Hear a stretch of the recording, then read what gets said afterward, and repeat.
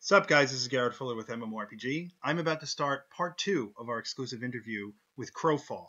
We will be talking to Todd Coleman and Gordon Walton right now about some of the character design concepts and world PvP.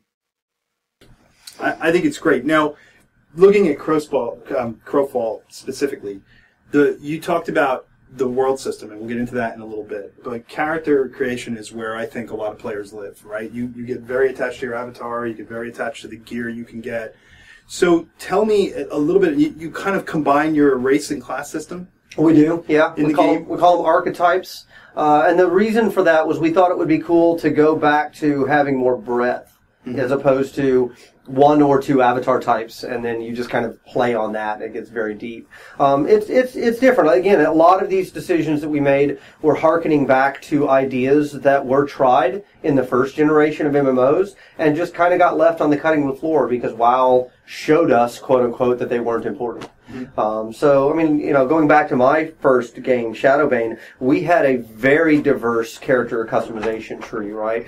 You had a base class and then a promotion class, and the bases could even cross-promote, so I could be a rogue that became a ranger, or I could be a fighter that became a ranger, and they were both rangers, but they were very different based on where their base was from. And then you could take a bunch of disciplines, so I could take blade mastery, archery, and bounty hunter, and between that and character creation points that you could spend to increase your base attributes, it was a very, very deep tree for being able to make my avatar feel very, very different. And then when WoW first came out, right, character creation was actually quite streamlined. Like, it was like, I picked elf, and it's like, great, pick one of these three faces, and let's get playing. It was a very different model, and so, what we're trying to do now is kind of backpedal and say, wait a second, there were some cool ideas back there. We even took it a step further, and we're giving character creation points that you can use to spend to buy advantages and disadvantages, almost like the old GURPS or Champions tabletop system, right?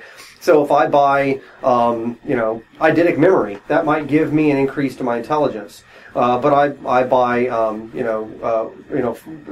brittle bones or something like that. That might give me a minus to my endurance, or it might give me a minus to my constitution. But I can spend those points then in other areas. So giving that level of control hasn't been done in a long time, and we find a lot of players who are really excited about that. They're just like, that sounds really cool to me. It's min-maxy, and there is the absolute risk in doing a system like that people could make horrible builds that are like just not competitive. But for a certain type of player, they are completely cool with that, right? Because if you take off the ability for people to fail, then you also are basically hobbling their ability to win, right? So that's what we want to do. We want to allow for those kind of imbalances because, perfect balance isn't fun. Rock, paper, scissors is a perfectly balanced game, and it's not particularly fun. Imbalance is where the fun lies. So yeah, that's true. Gordon, did you want to add anything? Nope. Well, the next one, another system in the game, and it ties in with character stuff, is the crafting system. And you have a very heavy crafted world. Everything is going to be based around the crafting systems. Right. But you also have crafting with a purpose because it seriously is impacted by the PvP levels in the game. So and as we talked this morning, there's all ranges of crafting. And so I guess maybe I'll switch to you, Gordon, on this one a little bit and talk about kind of it definitely has a huge purpose and it's central to the game and central to the characters too. Well, of course, by having a completely player-generated economy. So we don't have an NPC vendor that sells anything in the game. We don't have an NPC vendor who buys anything in the game. Everything that's bought and sold has to be a transaction between players. And that changes pretty much everything. And again, it's not as consumer-friendly. It's not like a theme park where there's lots of people going to go and get what I want when I want it at the price that the market will bear, which is pretty much, if you've been to a theme park, you know what that is. So I think that what we're trying to do is say the players own the worlds and that they need to help make this happen all the time. So some players, in any kind of player-generated economy, some players are going to play the economic game is the most important game to them. But the economic game affects everybody's game at some level. So it forces some level of interdependence that we are not seeing in the current kind of range of games. In the current range of games, what we're seeing is people say, oh, I can solo this whole game, or I can solo a major part of this game. And it's a great experience, and I'm not taking away from that entertainment experience, but that's not what we're offering. We're offering something where you're going to interact with other players. You're going to interact with them on a cooperative basis, and you're going to interact with them on a competitive basis. And in that friction, in those interactions, are where a lot of the enjoyment and the emergent behaviors and the kind of delightful moments are going to occur. And also some terrible moments, but we like that. That's why you put destruction in the game, right? So let me riff on that just for 1 second. So one of the things that Gordon just touched on, and I want to make clear, is we do have the opportunity for people to do solo play. The difference is solo play still is going to be interconnected with other players. So what I mean by that is, it's not like I can't come in this universe and make a mercenary like Bronn, right, from Game of Thrones, and I can't be successful. Of course you can. But Bronn was successful by dealing with other people, not being reliant on them, not necessarily being part of a team, but being a soloist within this entire backdrop of a world where people are actually interacting competitively and cooperatively. So I want to make that distinction, because the difference there is, can I play this game and effectively insulate myself so that I can play every piece of the game without having to interact with other players? No, that you can't do. Can I pick out a particular niche that I'm going to be good at, and I want to specialize in that, and therefore people know that this is what I do, and I'm not dependent on other people to perform that niche? That's the key difference. Does that make sense? Yeah. Yeah, it makes perfect sense. I think it's cool. I was just thinking when you said it about the scouting system, and the fact that, when a new world spawns, it's fogged out and you have to actually go out and scout. Yes, it'd be absolutely. cool to hire yourself out as this expert scout. Yeah, absolutely. So let's say a new campaign comes online, and that's something I'm just really good at. Now, I don't really want to join a guild or a team or whatever. I could absolutely offer my services to somebody. I could say, hey, I'm trying to build a new forge on my home, so if you give me this amount of stone, I'll come join this campaign for you. I'll be a scout. I'm still playing pretty much by myself. Like, I'm not going out with a party. I'm out ranging in the world, and I'm scouting things out. But so does that make sense? It's not. Yeah. It's interconnected, but not necessarily dependent. And it depends on what you want to do. If your whole goal is to be a monarch of a world, well, then you're probably going to have to deal with other players. That's sort of the way it works, right?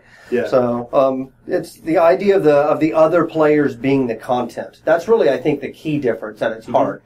When you automate everything with scripts and quests and NPCs and quest chains, suddenly the other players are not the content, and therefore they don't really matter. Whereas if you look at games like Ultima Online and Shadowbane, some of the earlier games, Star Wars Galaxies, the other players... Right? Yeah. Early EverQuest was the same way. The other players, that was interesting. EQ, though, was a hybrid, right? The other players were there, but you also had PvE. It was really a balance between the two. Whereas other games like Shadowbane and Ultima Online, it was really the other players were the content. There were monsters and things like that, but the monsters really were there to facilitate interactions between players. And I think that's the key difference that we're pushing for.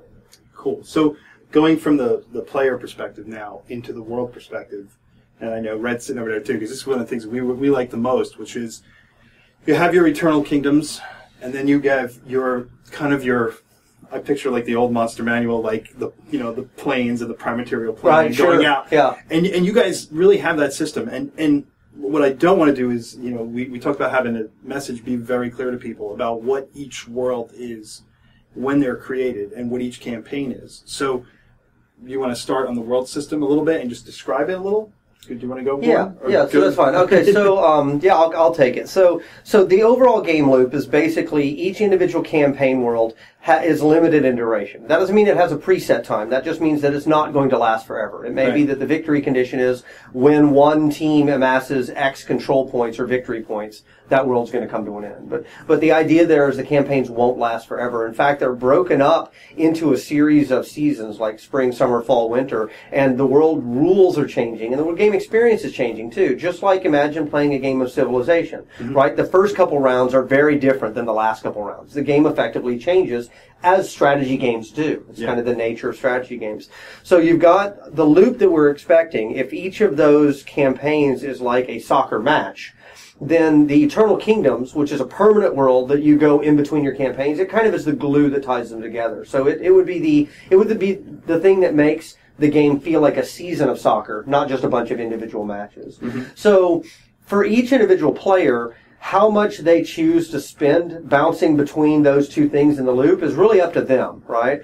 But the basic idea is I have the Eternal Kingdom, I start there, it's permanent, it's my feeling of home. I go off on crusade and join a campaign, and I'm there in that campaign for 3 months. And how well I do in that campaign determines what rewards I'm able to bring back to my home. And it's a limited set, right? So let's say I've got 100 slots that I can fill at the end of the campaign that I can fill with items. It's actually an inventory grid. So it's 100 grid squares I can fill with items. And the winner gets to take 100% of the items out, and the loser gets to take only 20% of their items out. Random roll. Just roll those items. So now you've got this kind of economic bridge where the Eternal Kingdoms, people want to build things, they want to craft things. They don't have any resources because they just aren't produced there. There are no quarries, there are no mines, there are no mills. All the materials are produced in quantity in the campaign. So now I have to either go into the campaign or I have to get someone else to go there for me. They have to win that campaign or go to a series of campaigns where they lose. Right. But they have to actually amass those resources and bring them back. So you've got a loop now between the two where one feeds the other and it feeds back on itself. So you've got Eternal Kingdoms goes to campaigns. Campaigns are feeding materials back to the Eternal Kingdoms. So that's the basic concept. Some players will decide, I have no interest in the Eternal Kingdoms. I'm going to do nothing but participate in campaigns. I'm basically permanently on crusade. And that's entirely valid. They would find that they'll probably be very wealthy if they ever went back to the Eternal Kingdoms, but they don't have to. If it's not interesting to them, then they don't have to. Then I also expect that we'll have some players who will decide to hang out in the Eternal Kingdoms, and they just are like, look, this is where I'm going to run a mercantile empire. I'm going to put it here, and I just don't care to go on campaign either very often or maybe not even at all. And that's a valid play style. The key difference is it's very different than, say, the UO decision, right, to split the two continents. And the key difference there is that you can't have a full game experience if you stay within your warm, cozy nest. You are absolutely dependent on other players then to provide you the resources and materials that you need from the campaigns to be able to have a full game experience. That's the key differentiation, and it really is different. I mean, that changes, that fundamental change changes everything, I think. Cool. It's very cool. And then you talked a little bit about give your definition of the dregs, because you don't want the wrong words to get out about the dregs. Yeah, no. So imagine the universe set up in a series of bands, and then the center of that is the hunger, which is the force, the narrative force. It's basically a storytelling mechanism, but it's the narrative force that is eating these worlds. It's causing these worlds to be destroyed at the end, which is our explanation for why campaign worlds go away. The outermost band, the furthest you can get away, that's the Eternal Kingdoms. So there's a series of bands of worlds from basically the outer kingdoms on the outer edge, going all the way in towards the hunger in the middle. And the idea is that the PvP rules and the campaign rules, as you get closer and closer to the heart, to the hunger, they're getting more and more deadly, more and more harsh. So the outermost ring is faction rules, and the item loss on death is not as bad. It is still definitely PvP. There's no safe zones, but you have a team to rely on, and so it's just generally an easier experience. The next ring in is God's Reach, where you have a 12 on 12. It's every god for themselves, so it's 12 factions against each other. The next ring inside of there is called the Shadow, and it's the closest we have to the Shadowbane rule set. Really, it's guild versus guild. Then beyond that, the innermost ring is the free-for-all PvP, and that is called the Dregs. And I think that it might have been a bad name because the people immediately thought, oh, it's the Dregs. They thought, oh, it's the Dregs. That means the players are the Dregs. No, it means that these are the worlds that are the bottom of the concentric rings, and they're about to be destroyed. That was really the narrative reason we chose that name. What people need to understand is that the closer you get to the hunger, the more the rewards increase. The risk goes up, but the rewards go up dramatically as well. So if you want to find the materials you need to craft Stormbringer, a demonic blade of significant power, you can't do that. You certainly can't do it in the Eternal Kingdoms. Right. You can't even do it in the faction versus faction. If you want to get the things that are really valuable, you're going to have to go all the way down to the dregs. High risk equals high reward. That's the basic concept.